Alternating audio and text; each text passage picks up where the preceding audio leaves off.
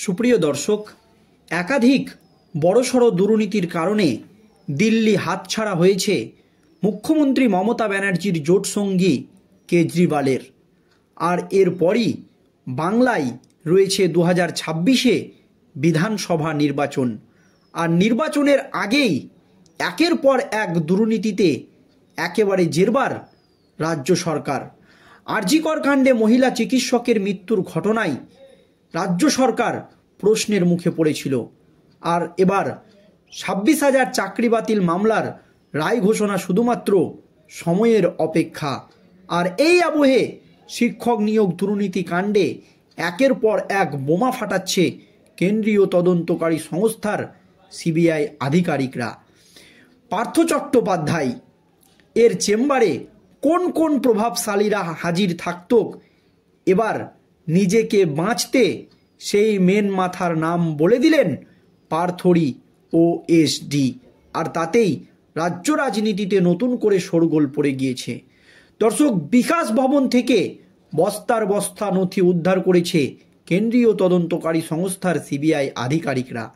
আর সেই নথিতে যেমন রয়েছে একাধিক হেভিওয়েট তৃণমূল নেতা মন্ত্রীদের নাম, তেমনভাবে রয়েছে হেভিওয়েট বিজেপি নেতা মন্ত্রীদের নামও।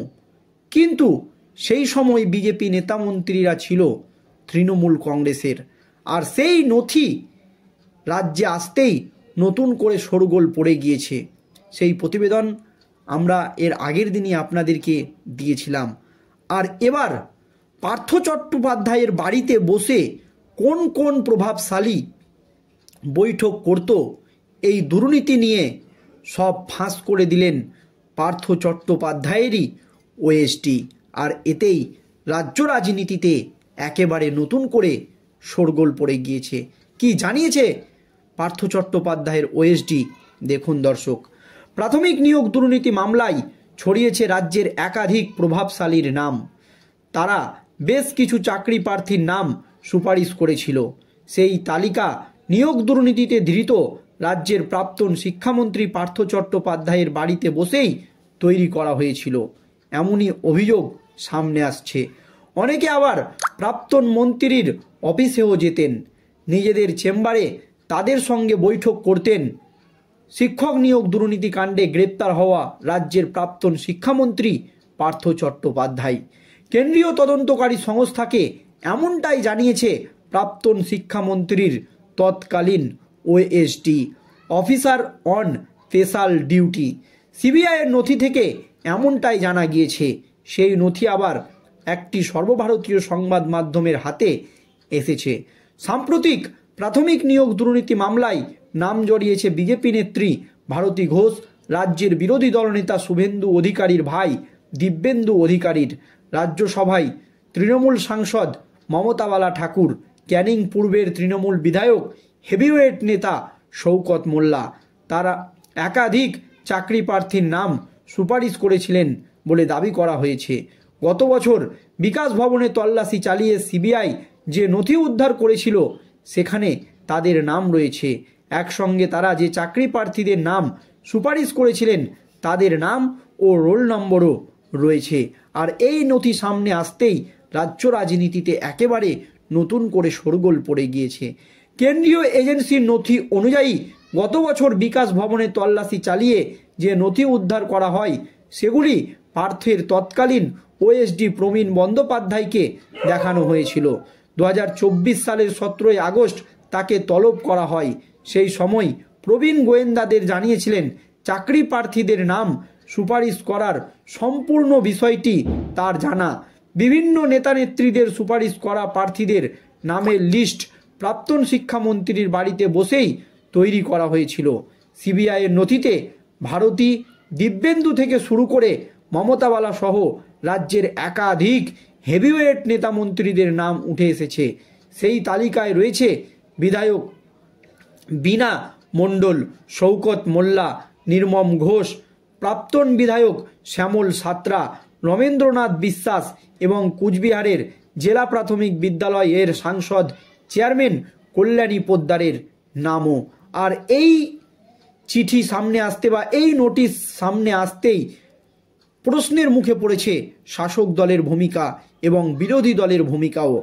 পার্থর প্রাক্তন ওএসডি প্রবীণ সিবিআইয়ের কাছে দাবি করেছে ওই প্রভাবশালী ব্যক্তিরা মাঝে মধ্যে প্রাক্তন শিক্ষামন্ত্রী পার্থ চট্টোপাধ্যায়ের অফিসে হাজির হতেন। তিনি পরিষ্কার জানিয়ে দিয়েছেন যে সমস্ত প্রভাবশালী ব্যক্তিদের নাম উঠে এসেছে সিবিআইয়ের নথিতে, ওই সমস্ত হেভিওয়েট নেতামন্ত্রীরাই পার্থ চট্টোপাধ্যায়ের চেম্বারে এসে হাজির হতো।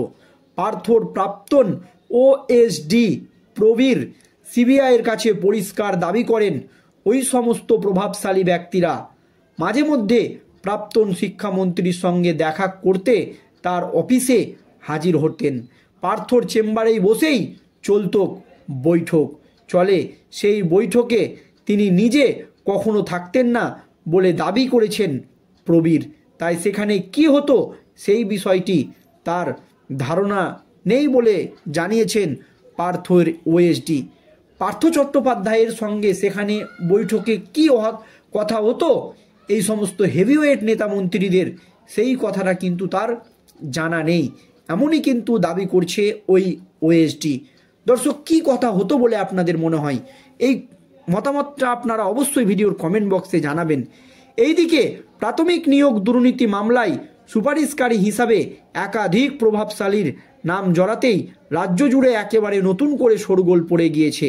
এই বিষয়ে সংশ্লিষ্ট সংবাদ মাধ্যমের তরফ থেকে দিব্যেন্দু অধিকারীর সঙ্গে যোগাযোগ করা হলে তিনি কোনো এই বিষয় নিয়ে মন্তব্য করতে চায়নি। অন্যদিকে মমতাবালা ঠাকুর বলেন, এই সব কিছুই জানি না, সবটাই চক্রান্ত, অন্যায়ের সঙ্গে যুক্ত নয়। এই বিষয় নিয়ে বিজেপি নেত্রী ভারতী ঘোষের সঙ্গে দেখা করা হলে বা কথা বলার চেষ্টা করা হলে তিনি শুধু প্রতিক্রিয়া দিয়েছে। তিনি পরিষ্কার জানিয়ে দিয়েছেন যে আমি কারোর জন্য চাকরির সুপারিশ করিনি, আমাকে মিথ্যা চক্রান্ত করে ফাঁসানো হচ্ছে। কিন্তু ভারতী ঘোষের দাবি, তার বিরুদ্ধে যদি কেউ বা তার জন্য কেউ যদি চাকরি পেয়ে থাকে সেই কথা আগে সিবিআই তাকে জানাতে পারত, তা না করে বাজেভাবে তার নামটি ফাঁস করে দিল। এটা চরম অন্যায় করেছে কেন্দ্রীয় তদন্তকারী সংস্থার সিবিআই আধিকারিকরা। তাই আমি সিবিআই আধিকারিকদের বিরুদ্ধে প্রধানমন্ত্রীর দপ্তরে যাব, প্রধানমন্ত্রীকে এই বিষয়টি জানাবো, কারণ সিবিআই প্রধানমন্ত্রীরই একটি সংস্থা, এমনই দাবি ভারতী ঘোষের। তবে সিবিআইয়ের চিঠিতে যে সমস্ত নামগুলো উঠে এসেছে দর্শক, সেই সমস্ত নামগুলো দেখে রাজ্যবাসী একেবারে চমকে উঠেছে। এখন কেন্দ্রীয় তদন্তকারী সংস্থার সিবিআই আধিকারিকরা শেষ পর্যন্ত কি পদক্ষেপ নেয় এই হেভিওয়েট নেতা মন্ত্রীদের বিরুদ্ধে, সেই দিকেই আমাদের চোখ থাকবে। ধন্যবাদ।